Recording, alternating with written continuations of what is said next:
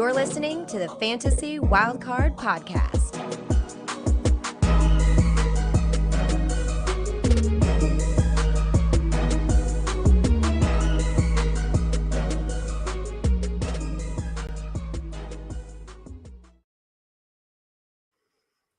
Good evening, welcome to the Fantasy Wildcard Dynasty Show. I'm your host, Kev. You can follow me on X at the Dynasty Mind. With me tonight, we have got the band back together, the best three, the hottest commodity in the UK. We've got the Fantasy Wildcard Dynasty crew. Bring you first of all to Ali, who you can follow on X at FF Dynasty Grill. Good evening, Ali. How are you doing after your solo show last week? Oh, mate, it's so good to have company tonight in the form of the best three. We don't always have the best three on, so we have to soak up. We have to drink it in, as Martin Tyler famously said, and just really appreciate us all being together after a traumatic weekend especially for Mags. For me, in terms of Thursday night football, was horrendous with the most stupid overtime rule. Is just ridiculous. Basically, win the toss, you win the game. But no, weekend was great. Fantasy-wise was really good. So yeah, doing really good, mate. How about you? I'm doing great. Yeah, I was at the Caravan. I definitely wasn't avoiding because of the Eagles lost the Bucks. That was not true at all. Really doing really great. Can't wait to get into the show tonight, and can't wait to talk to yourself and our other co-host Mags. You can follow on X at Hot Seat Mags. Evening, Mags. Are you fully recovered from your infection? Oh, yeah. Sorry to miss the show last week. Ali, of course, the grill was cooking last week, though. Have to absolutely say, crushed it. Yeah, I'm back on the mend. Last of the antibiotics, almost over. So yeah, feeling like I'm back to fighting health. Even though, boys, got to tell you, one of the worst fantasy football weeks of my life last week. Lost like more matchups than I could ever remember losing before, just for whatever reason. I think it's because I got a hell of a lot of Devon Achane shares. That did not end well for me. So just one of those things. You gotta trust the process and move on. More on that later. Ooh, I like the tease you've done there, Mags, and you're absolutely right. Yeah, sounds like we're all a little bit down to kick off the show, but we're gonna flip the script. We're gonna get up and talk about some things that makes us very excited from the week 5 action. We're gonna be looking at all the week 5 action. We're gonna kick off with the highlights, the key things that stood out to us in week 5. And we'll come to you, Mr. Grill. You were on fire last week. Who's the guy you want to talk about? We're playing a game, aren't we, right? We are playing a little bit of a game after a couple of minutes chatting about Brian Thomas Jr. It had to be after last week talking about his quarterback and how that was in a negative light. But this week, much more positive, and especially from this wide receiver who's up to the wide receiver 9 on the season now. That is crazy to think at the start of the year. I personally really liked him. I think we were all in on Brian Thomas Jr., but didn't think it would happen this fast. And just last 2 weeks, he's the wide receiver 5. So really going in the right direction. This week, 5 receptions, 122 yards and a touchdown. In terms of some stats on him on the season, these are really exciting. 2.76 yards per route run, which is third all-time rookie through 5 weeks. I think Jamar Chase, I can't remember who the number 1 was, but that is elite territory. He's the fastest ball carrying wide receiver this season, clocked at 22.15 miles an hour. Ooh. And he is 6th in receiving yardage in the NFL as a whole. So absolutely flying, dominating snaps, especially in 12 personnel sets. So look at the stats this week. It's him and Gabe Davis when they sit in 12 personnel, which is quite often. We know Gabe Davis is more of a decoy. He's targeted half the time Brian Thomas Jr. is. And poor Christian Kirk, he was used 0 times in 12 personnel. So he's really only on the field in 11 personnel when they're getting the 3 wide receivers out there. He just made the most of his time out there this week. So yeah, I think it's hugely positive for Brian Thomas Jr. to be wide receiver 1 on this team already after just 5 games. We know the talk about him in college was the lack of a route tree. it was just him catching the deep bombs after deep bombs. 17 touchdowns. He was just quicker, stronger than the DBs in college. But he's really matured, and he's much more than that now. He's now seen 3 weeks in a row with 8+ targets. Trevor Lawrence, I know, we've been saying how bad he's been performing, but you have to say he is heating up slowly. So that's looking positive. Evan Ingram, I think it further helps Brian Thomas Jr. as well when he comes back. And yeah, last week I thought it was a bit of a hot take that I ranked Brian Thomas Jr. up to wide receiver 18 in my Dynasty ranks. It actually wasn't high enough because he's gone even higher this week. So, for me, I'm so impressed that I'm now ranking him almost as a fringe wide receiver 1. So I've actually pushed him ahead of the likes of people that I like in Dynasty. So Chris Olave, just struggling at the minute with him. DK Metcalf, like Metcalf, but I still would have Brian Thomas Jr. ahead of him in Dynasty, and Brandon Ayuk as well. Despite that big contract he's got, I'm finding it difficult to rank Brian Thomas behind him. So, firstly, would you be as high as me in terms of those 3 wide receivers and putting him ahead of those, or do you think he deserves to be in that tier or behind them guys? Tricky, right? I'd put him ahead. I think he's probably in the same tier as those guys. I don't have any argument with you putting anyone at the top of your own tiers. So yeah, I'm happy to have him in there. Ayuk is a guy I think that can come out of that tier and potentially go even higher as well once he sort of gets up and running a bit more. But I've got no arguments with Brian Thomas being in that tier. It's an interesting one because I don't want to ruin the game and say he's above everybody. But honestly, like I was a slight skeptic on Brian Thomas Jr. I think I was well aware of the range of outcomes. I didn't expect him to hit this well, this fast. But my mind's made up. Like 5 games in, I've been so impressed. It's not been the trajectory I expected. I thought it'd be a struggle to begin and he'd grow into a role. And he's just been the main man. Past couple of weeks has been fantastic. It's his birthday today as well, so I'm sure I'll be getting some birthday sex later on. And yeah, that's what I'm here for. His trajectory has been sexual, hasn't it? Like unbelievable stuff. So fair play to him on that. I think I'm not going to spoil the game yet, Ali. So I'll put it back to you. So 4 wide receivers have also got in the same tier. Simply, would you have this wide receiver over Brian Thomas Jr.? I better go to Mags first this one because it's an Eagle. So Devonta Smith, would you have Smith over Brian Thomas Jr. or the other way around? Give me Brian Thomas Jr. Go Birds. It's Brian Thomas Jr. Tyreek Hill. I think this is an interesting one, Mags. I'll take Tyreek Hill. Brian Thomas Jr. for me.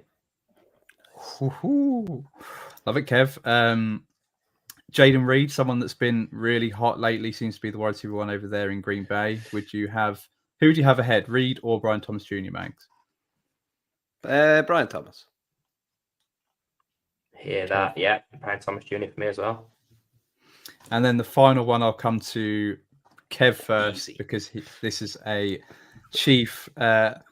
Unfortunately, Rashee Rice going to be missing the rest of the season, but was so special from what we've seen so far. So would you have Rashee Rice ahead of Brian Thomas Jr. or not? No, I think with the injury, it's easily Brian Thomas Jr. Like, I think if both were healthy, I'm taking Rice. But just with the injury discount, you've got to drop that valuation a little bit if you're trying to move sideways from Rice. If you're getting a top 20 wide receiver, well, then you've done a great job. Give me Rashee Rice. Rashee Rice. Like, just we've seen when he's fit and healthy and he's playing. Like, it's not like Rashee Rice is old. I know Brian Thomas Jr. is young, but I just think, all being said, this time next year, who do you want in your team? Probably Rashee Rice. Especially if the Chiefs are pushing to get Rice's suspension moved up. Now he's injured, which would be such a dastardly move, but I love it. Bush League. Any more Brian Thomas Jr., Alec?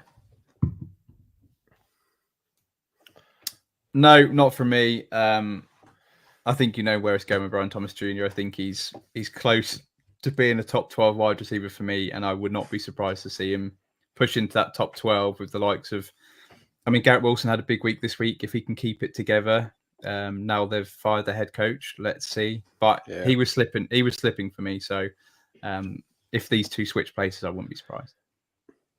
Yeah, he's definitely growing, and I'm sure he'll be growing a little bit later on tonight on his birthday. So we're gonna move on to Mags, your topic, all about trusting what you believe, right? Yeah, trust the process, like I sort of mentioned in the intro of the show. It's players, and this kind of came about as I was kind of scrolling through my teams and kind of going, oh, this guy isn't performing, because you might not notice it week to week. And I've got sort of 3 examples here.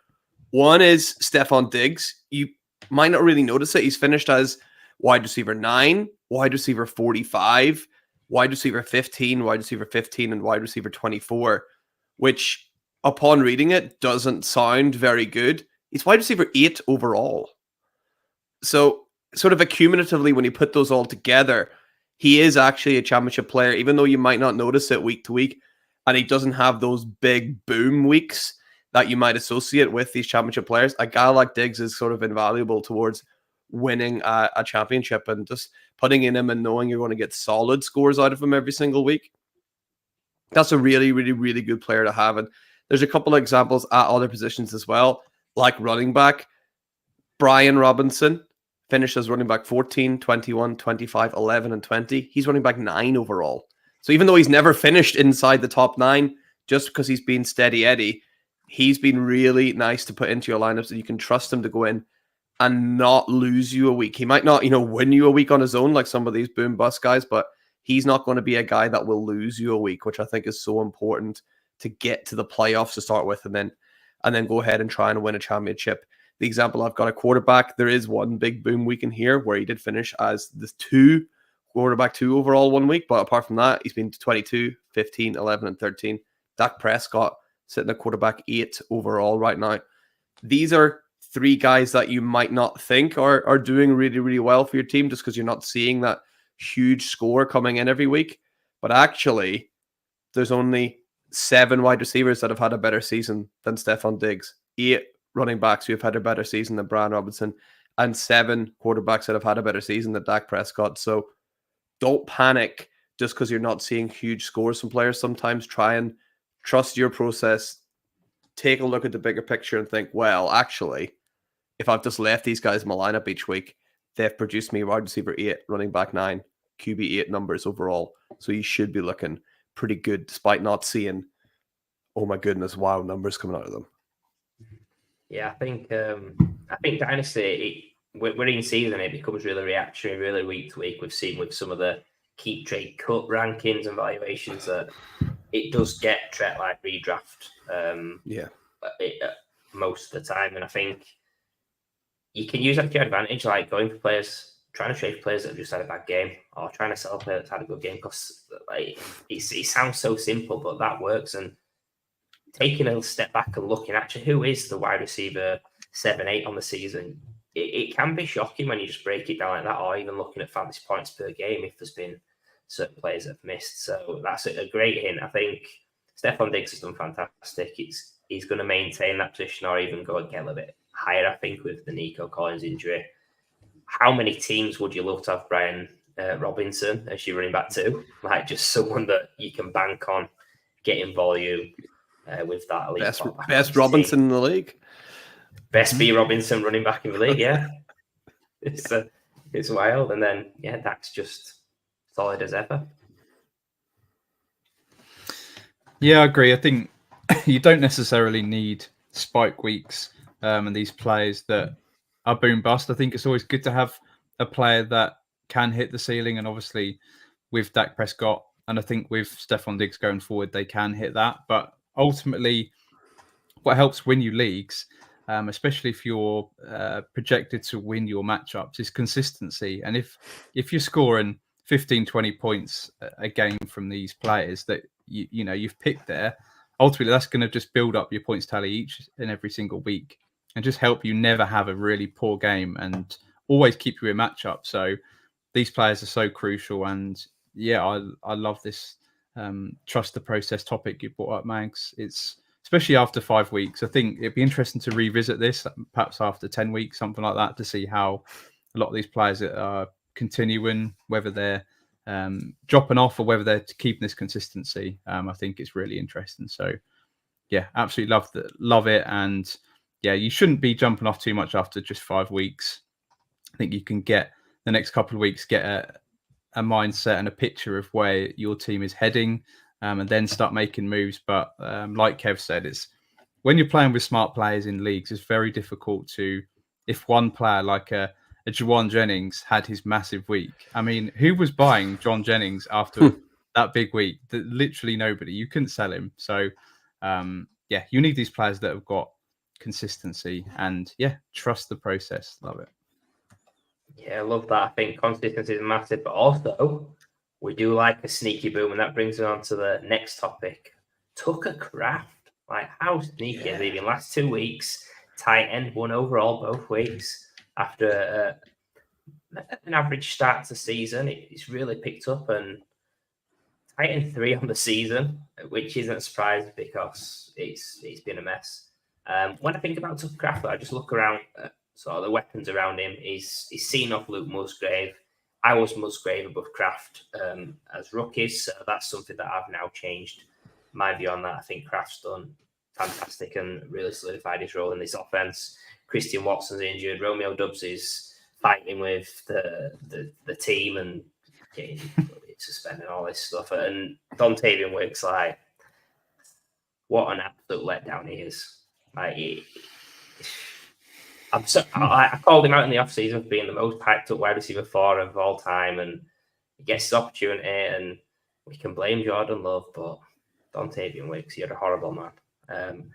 One of my friends, I'm going to give a shout to Matt actually. Matt FF Dynasty, Weatherman, he actually did a brilliant trade this week. Traded Wicks at about 15 minutes before kickoff for 2 seconds, which he's got to be. Well, he's going to be in Brian Thomas's club tonight, and with that result, he's absolutely loving life. But enough about Max. He's a horrible guy. Tucker Kraft, this sneaky boom, the way he's risen, tight end 9. I keep trade cut now.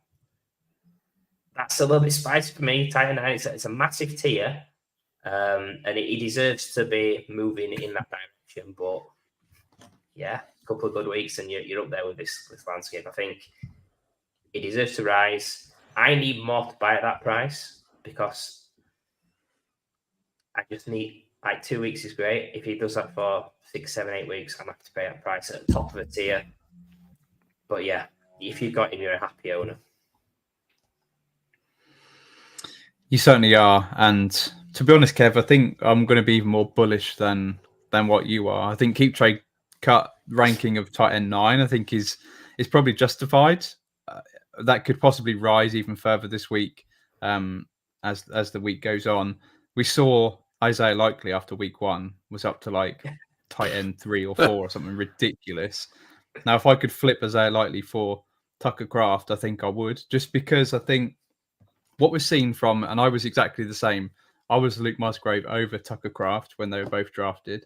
But what has Luke Musgrave actually done apart from consistently be injured? If you look at his best game that he's had in 1.5 seasons, he finishes the tight end 9. That's the highest he's ever finished, and his highest receiving yards is 64. He's caught the ball 6 times twice in a game. I mean, this guy's absolutely useless to the Packers. He was almost a healthy scratch this week. I believe he did suit up, but had 0 targets. Don't even know if you saw the field or not, so a bit unfair to say that, but he's just so far beyond Tucker Kraft now that it's unreal. So I think I'm happy to pay tight end 9 prices right now, because I think if there is someone in that second tier to jump up into the top 6 or 7, and which is, murky anyway, I think Tucker Kraft could be the guy. And I'd personally be surprised now to see Luke Musgrave be given more workload. I think what Tucker Kraft has shown in the start of the season And I mean, the second half of last season when Musgrave was not there, I think that Tucker Kraft, there's more to come, and I think he's the guy. So I think if you are going to go after him, I think you need to probably act now, because it probably won't be as good as it has been the last 2 weeks, but the arrow's still pointing upwards, I think. I couldn't give a shit about tight ends. I'm not going to lie. That's it. Absolutely sucked so bad this year that Tucker Kraft is playing just fine, and that is elevated him to being like this godsend of a tight end just because he's actually out there catching passes and doing his job. He's not doing anything special, but he is getting targets. He seems like one of those guys that before you would put in the bag of like this kind of mix of all these tight ends and run them out in a little ball and pull one out. And it's a Tucker Kraft week this week. But because he's been consistent the first 5 weeks, I think it is moving him way, way up. It might be that little consistency is exactly what you need a tight end, and actually it could become invaluable. But for now, I'm hoping the tight end market will readjust itself and Kraft will find himself back in the mix of the rest of those guys. He could become one of the elite guys. I just don't think. I think there's too many mouths to feed at Green Bay. I don't think he's quite good enough. I think he's doing really well, but I'm still grading them against those 2022, 2021 tight end seasons, boys. I can't forget. I can't move on. Just quickly looking at the points scored by Tucker Kraft, tight end 3, he would be the wide receiver 34, just above Shakir. Yeah. Not great. Yeah, it's barely helping your team. It's just like the perfect segue into our second half of the show, where we're going to be looking at some of the more negative topics on the week. Some of the things that I think actually need to be discussed, because we can all say this player's great and this is awesome. Let's pick out let's have the tough conversations, and let's call out some players. And over to you. I think you've got a couple that you want to give some abuse to, right? Oh, damn right I do. Because I think as a whole, I think we're suckered into young running backs and we see their potential. We see an improved offense in terms of the Jets and the Falcons. New quarterbacks coming in and should take their offense to the next level. And we just think, right, Bijan Robinson, Breece Hall, they're 22 years old, 23. They're going to be elite for the next 5 years. So they have to be the running back 1 and 2 in Dynasty. But I just think people need to reset their minds on Dynasty running backs as a whole. We're seeing 30-year-old running backs, Kamara and Derrick Henry, as the top 2 running backs so far this season. And these two, running back 21, Breece Hall in points per game, and running back 24 in Bijan Robinson in points per game. Not what you expected from either a really early draft pick, or if you traded for any of these two guys, you're giving up multiple first-round picks. So a couple of nice stats for these two. Zach Charbonnet has more fantasy points than Breece Hall, despite being a backup for 3 out of 5 weeks. So he had 2 weeks where he was the starter, scored more points than Breece Hall. Bijan Robinson has less points than DeAndre Swift, who is just terrible. Well, apart from these 2 weeks, perhaps he's getting it going. But that is not where you want to be with these two. But I do think as a whole that it is negative on these two guys, but they're in opposite situations. So Bijan Robinson is actually being really effective on the ground. The trouble is he's just sharing work with Tyler Algier once again. And he's just had the 1 total touchdown on the season. So it's just not falling for him. I do feel like their offense is sort of ramping up a bit. Positive regression, I think it has to come, right? Maybe. We'll see. We'll see on Bijan Robinson. I hold a bit more hope for him. Breece Hall, though, currently the 2024 version of Rachaad White from last year. Everybody said he was terrible on the ground. Breece Hall is, after his 65 rushing attempts so far this year, 3.03 yards per carry, which is absolutely disgusting. I should have checked where it ranks in, current running backs, but it's right down there. He's just currently getting his points through touchdowns and receptions. That is it. You've then got someone like Braylon Allen, who's averaging 4.5 yards per carry. He's having very little targets. So will that go up? Because when he comes in, he just looks very, very impressive. This offensive line is struggling like hell. And it's just night and day between Braylon Allen and Breece Hall. So if they're smart, they're going to keep giving Braylon Allen the ball more often. So yeah, it's awful because these two, you hope to really put you in a different tier, to give you an advantage at running back, and it's just not happening. So what do you do with these guys, especially if you're a contender? The likes of Jordan Mason coming in, other running backs that are just scoring up to 20 points a week, these are getting nowhere near that. So what do you do? I think personally, I'm a hold for both of these guys. I think Bijan Robinson would be the only one I'd probably actively buy if the price was low, if people were worried.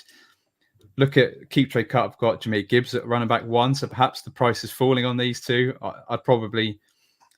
Would I trade him for one of these two guys? I'm not quite sure, but yeah, talking about a traffic light game that we like to play, Breece Hall is going from a green towards an amber for me, just because, I've not really got any concerns, but he just needs to get it going, and Braylon Allen is scaring me. So do you two share my negativity on these two?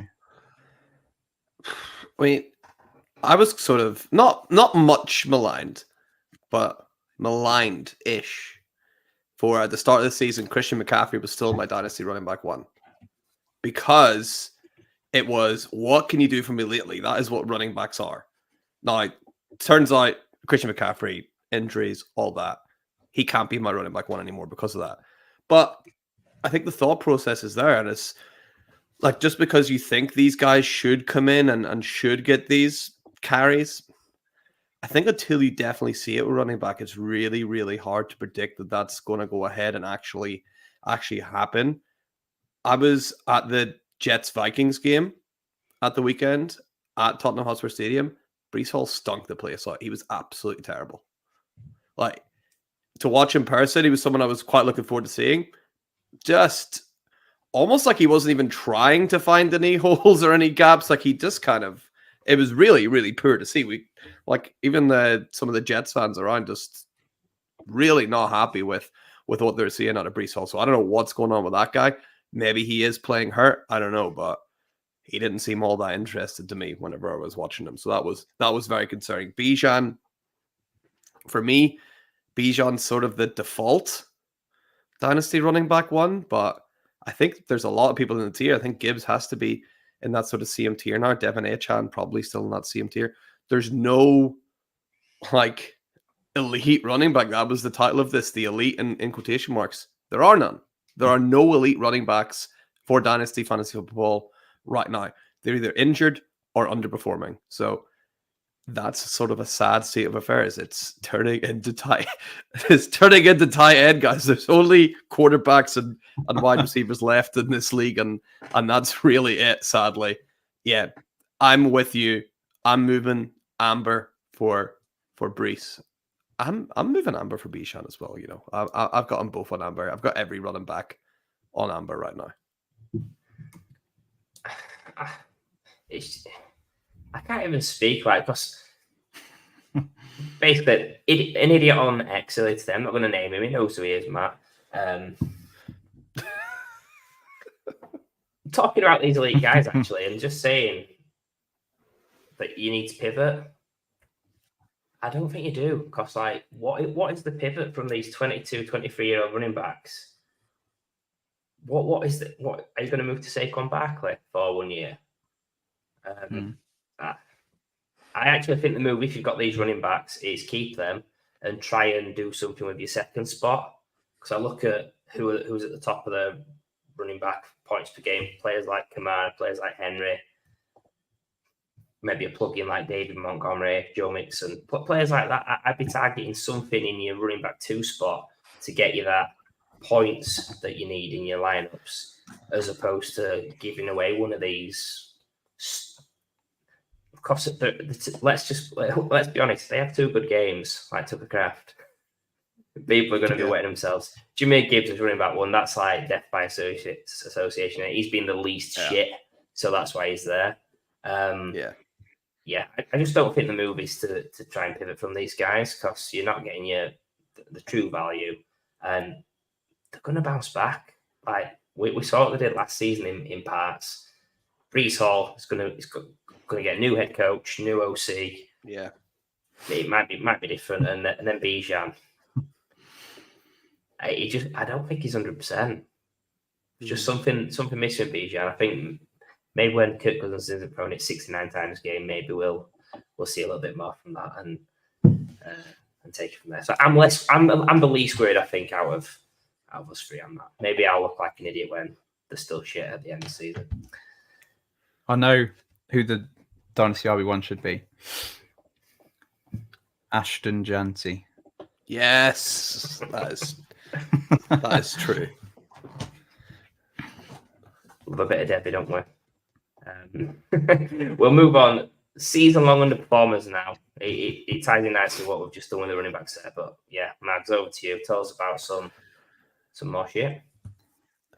Yeah, so earlier I talked about trusting the process and seeing players that might seem on the face level that they're underperforming, but actually whenever you stack it all together, they're actually having a really good season. But at the same time now, you can also look at some players that are definitely underperforming, and actually when you stack it all together, they're doing a lot worse than you maybe expected. And if anyone's going to say it, I'm going to say it. Ladies and gentlemen, Patrick Mahomes, the best quarterback in the NFL, one of the greatest professional sports athletes alive today. Not that great for your fantasy team, let's not lie. Not that great. Quarterback 15 on the season, one in my heart, but 15 on the season. And if you look back the last time he was quarterback one overall, there were only 2 games when he didn't score 20 points. Well, there was a game he scored like 19.7 or something, so I'm cutting that as 20, sorry. But you have to go back to week 12 last year, the last time he scored 20 points. And the reason for that isn't because he's throwing a huge amount less or anything like that. It's the type of throws that the Chiefs are doing. It is a different style of offense. And hey, it's working. Why would you change? Kansas City Chiefs are going for their 3rd Super Bowl in a row, in case you didn't know. Why would you change it? Like, the dink and dunk, the little short passes, more handoffs maybe perhaps than before. Yeah, I don't see Andy Reid, Patrick Mahomes, and the whole brain trust over there changing things if it's working. I don't think he gives a damn about our fantasy team, so I don't think it's going to be like, this is the week Mahomes is going to win me a game. No, I think for me, he's out of that tier with Josh Allen that he was in before, and he's got to start sliding down the ranks. I think he'll still always be at the upper end because he's so safe, he's so secure. You can have Patrick Mahomes in your team for 10 years and you'll never really truly have to worry about it. But he's not on that tier 1 of quarterback, and unless Xavier Worthy is the only guy that stands out to me, unless Xavier Worthy can get that Tyreek Hill type of trust that Mahomes had before, where he was happy to start slinging the ball downfield to him, we might never see a return to Mahomes at the top of this, because it's copy and paste the formula from last season. It's working again with, by hook or by crook, the same damn players now, annoyingly. So, yeah, I think Mahomes, currently anyway, he's someone you need to start thinking about pivoting off and maybe going to get someone. I bet you could get Jaden Daniels for Patrick Mahomes. I bet you could get plus. Go and try and do something like that, right? Oh, I know. Not for you, but for a lot of people out there, you'll be able to get that name Mahomes and try and pivot off. Friend of the show, Tom Strachan, tried to bait me. He almost got me as well. He tried to offer me a Mahomes and Kelsey stack for some of my players as well. And man, I would have loved to have done that, but I couldn't lead with my heart. I had to go in my head and reject the trade. Shout out to Big Tom, absolute legend. So Patrick Mahomes, unfortunately, season-long underperformer. I can see it continuing that way. At running back, Najee Harris. I didn't think Najee was having such a bad season. He's running back 30 on the year. Wow. He's at 3 yards per attempt as well. And he's still getting 10 rushing attempts per game. So he just sucks. Like, he's just playing really, really badly, unfortunately, for Najee. I thought he was maybe going to have a bit of a bounce back year, but if he's getting 10 yards per game, 10 carries per game and not doing anything with it, that number is going to go down and down and down. So I think it's time to start thinking about jumping ship on a Najee Harris. 2 more. Jaden Waddle. He's another one. I know there have been injuries with Tua and things, but even with that, Jaden Waddle, if you look at his rookie year, he was targeted 10 times or more, 7 times. In the 3 years since that, there's only been 5 examples of that happening. Really worrying. He's wide receiver 47 right now. So Jaden Waddle is someone, again, he's got to start sliding down rankings because he hasn't really performed that well in the last 3 years. I think he's a great player, but we're just not seeing it consistently enough. And then, of course, he can't help but give a little dig to Mark Andrews. He's been getting it left, right, and everywhere. But I seen a little stat. 1 game against the Colts in 2021, Mark Andrews caught 11 passes for 147 yards. This season, he's caught 10 passes for 120. He's tight end 30. That's awful. So these are people that have been underperforming all year.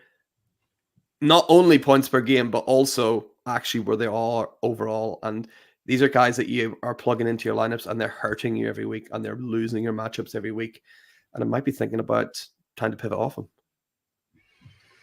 Yeah, I think first of all, it's hilarious that Mark Andrews has got some shit for his best week of the season and better than expected for this week's showing. But I agree, like, one of the biggest mysteries of this season is Mark Andrews. Like, and it was just rubbing it in, first of all, with Likely to begin the season. Then you've got Charlie Kohler catching touchdowns and there's a pass to a white tight end on the Ravens. You're thinking, oh, it must be, oh no, it's Charlie Kohler.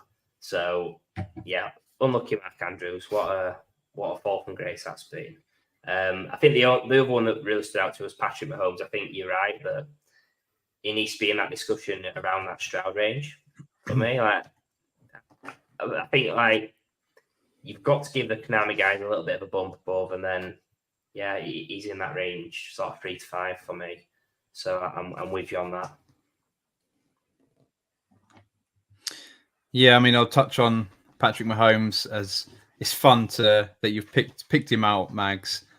Great applause to you for picking him out, but I'll kick him while he's down as well. So you have to get back to week 7 of 2023 season. So around about this time last year, since we've seen Patrick Mahomes throw 3 touchdowns in a game, he's thrown no more than 2 ever since, which is just awful and not what we've come to expect from this offense as a whole. Since then, so in 13 games since then, Patrick Mahomes has thrown 18 touchdowns to 13 interceptions. So he's averaging 1.4 passing touchdowns a game, which is, yeah, it's nowhere near. I mean, we say Josh Allen is there by himself. He's had 3 out of 5 weeks been absolutely dreadful for him. But his ceiling is just so much higher than the likes of Patrick Mahomes. Jaden Daniels' ceiling is so much higher. His floor is so much higher. So definitely time to have a conversation on Mahomes, the ultra safe quarterback. Yeah, they like to win with running the ball. Kareem Hunt was great. Their defense is absolutely great, and the refs are great. So moving on to. By the way, I told you to look out for Juju, right? Juju's coming on. I told you that would happen. Look at a goal Juju go. He's great. Unbelievable. Kev's so excited about that. I could tell. He's got the love for Juju still in there. He's back in, all in. Kev's dropped all of his shares he used to have. Yeah, I mean, you mentioned Jaden Waddle. I'd rather have Jaden Waddle than Jalen Waddle. That's how bad Jalen Waddle has been this year. I said Jaden Waddle. Awful. it's the medication, Mags. Don't worry. Yeah, it's been awful for Jalen Waddle. I mean, and Tyreek Hill as well. So that situation is very, very murky with Tua. I think if he came back, and he was healthy for the rest of the year, it would even itself out and they would both look okay again. But you can't bank on that yet. So yeah, it's Najee Harris is another one. every week I seem to say that he's a good start just because of the volume he's going to get. Jalen Warren being out. Patterson's also had injuries, but he's just sucked. That offensive line is atrocious at Pittsburgh. So, not great for those 4 guys. Yeah, Andy Reid plays in standard fantasy leagues, does he? Definitely does. Right, we're going to round out the show by taking a trip down memory lane. If you remember, we did our roast show back in early July and thought it was a good time to revisit the roast show on the back of a lot of players that we roasted had really good weeks in week 5. So I thought it'd be good to touch base and see if what they've done in the first 5 weeks and their new cost, their new price, their new value, how we feel about them. Traffic light game, as always. Red, we're out. Amber, sort of, we're lukewarm. We need a bit more time. Green, we're fully in, like Brian Thomas tonight. So we'll come to a couple of yours first, Ali. You picked out Joe Burrow as someone that you roasted. It was QB6 at the time. He's QB8 now. What's your colour? It's gonna be green on Joe Burrow. I think what we've seen the last couple of weeks has been absolutely hyper targeting Jamar Chase and T. Higgins, which is exactly what he was doing before. They're 1-4. They are absolutely desperate. I think you're just going to see it more and more. Especially with Zach Moss being injured now. I don't know how long he's going to be out, but I think this offense is just going to be funneling through Burrow, Chase, and Higgins. So, definitely green for me. Lovely. Well, we'll stick with you at quarterback. Trevor Lawrence, QB 13 when you're roasting, QB 18 now. What's your colour on this one? I mean, it's going to be amber. I think it's definitely not green, and I don't think it's red. I just think Trevor Lawrence is Trevor Lawrence. I just think people need to temper expectations and he's got Brian Thomas Jr. there, so that's the saving grace he's got that could push his ceiling up. But other than that, I think he's just an okay quarterback 2 on your team. That's about it. Don't expect anything more from him. Yeah, I think his value is a lot more in line with sort of where I've been more comfortable with taking him. So, yeah, we'll come on to you now, Max, for a couple of yours. First one, Kyren Williams, running back 8 when you roasted the life out of him. He's still running back 8. Is it still the same colour for you? I'll give an ambery red for Kyren. How about I'll bump him up to ambery red. I just think the Rams have been such a disaster this year. I'm wondering if they're hesitant to pull the trigger and change too much else. They've sort of been forced into so many changes. Maybe they're just wanting to keep Kyren in there because he's one guy from last year that can actually trust to go in and continue doing his job. I would love to see more Blake Corum, though, to see what he can actually do. We just haven't had a chance. Sean McVay's like this, though. He plays with a hot hand. I think if Corum gets a chance to really put his foot in the door, he could still take that job from Kyren. Yeah, I'm slightly warming to Kyren, so I'm not going to say too much. Next guy, Jamar Chase, when you roast him, wide receiver 3, he's now wide receiver 4. What's your colour, Max? We spoke about Chase a few weeks ago, just saying he hasn't really finished that top end for a long time. So I'm still an amber on Jamar Chase at this price because he hasn't shown consistently enough that he can, stay at that high end. But Ali, you did mention loving what we're seeing from Joe Burrow the last few weeks with Chase. I think I could definitely get to a green if they continue on with this. But I mean, if history has told us anything, Jamar Chase going to be out for a few weeks anytime soon. Indeed. And come on to my couple now. We've got DeAndre Swift when he got roasted, running back 18. He's now running back 31. I'd actually be agreeing at that.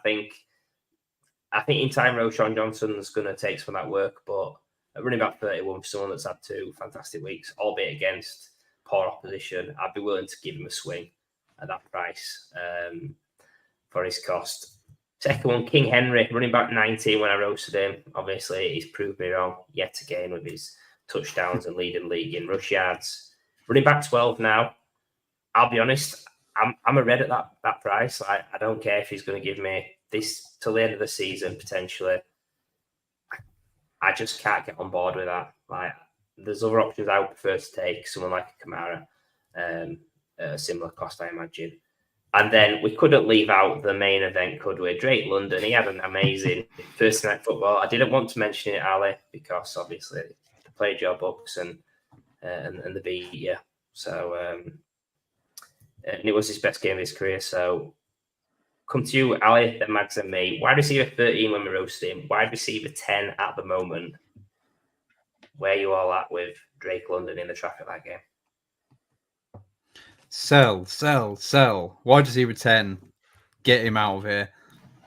No, I mean, actually, in my article this week about what I saw, I actually I'm bigging up Drake London. I think 3 weeks in a row. I think he's performing really, really well. He's been the first target, and the Atlanta offense with Cousins, he's not gonna throw 500 passing yards a game every week. But Drake London's targets per route run is in the elite bracket this year. So if he keeps that up, he can finish as a wide receiver 1, sort of a low wide receiver 1. But I mean, I still don't have him ranked there. So personally, for me, I'd be looking to sell him at wide receiver 10 all day long. So I mean, the guy has one good game. He was wide receiver 31 in points per game and has one good game, and all of a sudden Drake London's the second coming of Megatron. Give me a damn break. It's red. I love the consistency. It's a difficult one for me. I think before the Tampa game, I think there were signs with the underlying metrics that it was looking better than last year. I think his target rates improved. His overall targets were improved. He's getting better red zone looks, so I think he's making up nearly 50% of the red zone targets, hence 3 touchdowns. He's on pace for probably 10. But he's still someone that doesn't separate, doesn't make yards after the catch. So at wide receiver 10, I'm not paying that. I think I'm probably Amber because he's impressed me and I want to see a little bit more. But if you look back over his career, Tampa Bay Bucks at home, he usually feasts. So let's see him do it. Let's see him do it against someone else. And Amber for now, but it's probably going to go back to red very soon. Okay, so that brings us to the end of tonight's show where we reviewed this week's action in week 5 with the best 3 from Fantasy Wildcard. Thank you very much for tuning in. Be sure to follow us and subscribe to us on X and YouTube at Fantasy Wildcard and at Wildcard Dynasty. We're here every Tuesday in the season. Thank you once again. Have a good one. We will see you again very soon.